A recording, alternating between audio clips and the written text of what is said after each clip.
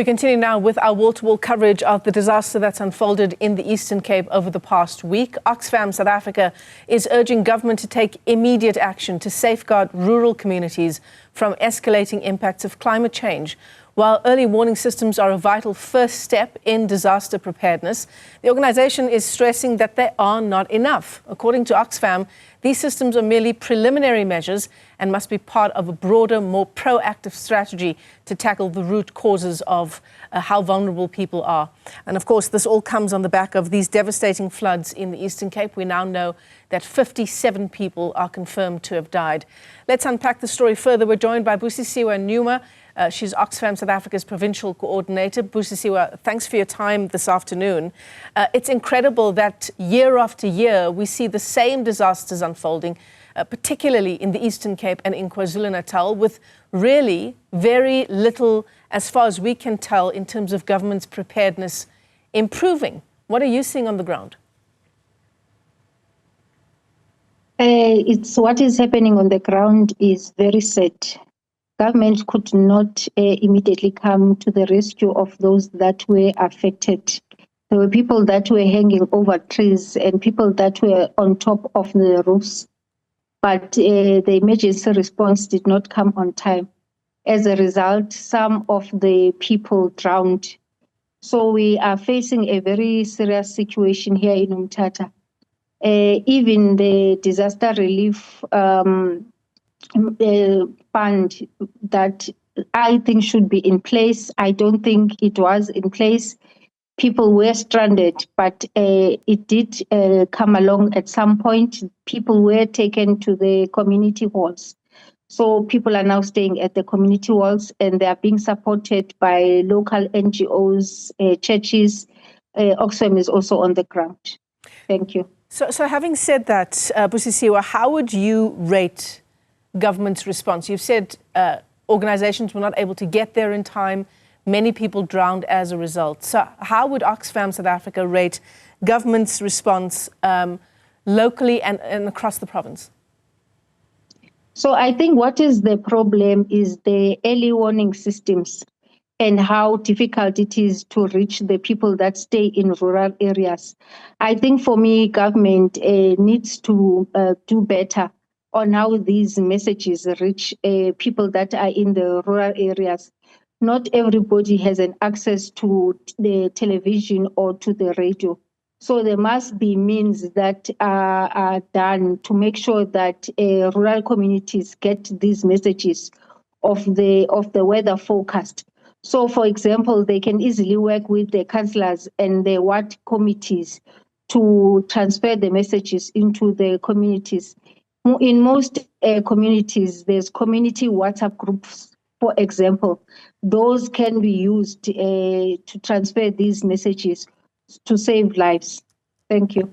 So Oxfam South Africa isn't the only organisation that has stressed the fact that rural women, particularly in the Eastern Cape, are vulnerable to climate disasters, the likes of which have been unfolding over the past week. So what do you propose as a way of building resilience in rural communities, but particularly for women farmers? So I think rural women, more especially farmers, must be included in the decision-making processes, because you can't talk about for example, women and the small-scale farmers without them. So their voices are very much important in these decisions. So they must be included so that whatever is the policy at the end of the day, it's an inclusive policy. Rural voices are there. Do you feel, Busiswa, just in the work that you have done as Oxfam South Africa, that we're focusing enough on how these climate change disasters impact rural communities much more than the rest of the country, and how it continues to increase the issues of inequality in South Africa? Definitely, it does increase the issues of inequality. Remember, the rural communities have a problem of the infrastructure.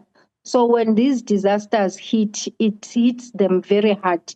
So if government can look into the infrastructure in the rural areas, I am 100% sure that things will be different by now. So it's a matter of making sure that the finances are earmarked or are channeled mostly to the rural communities. Yeah.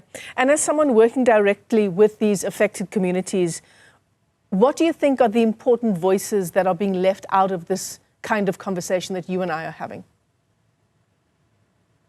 They are not part of the planning. They are not part of the decision making. They are not part of the disaster reliefs that is happening. So you must know, for example, we work mostly with the small scale farmers.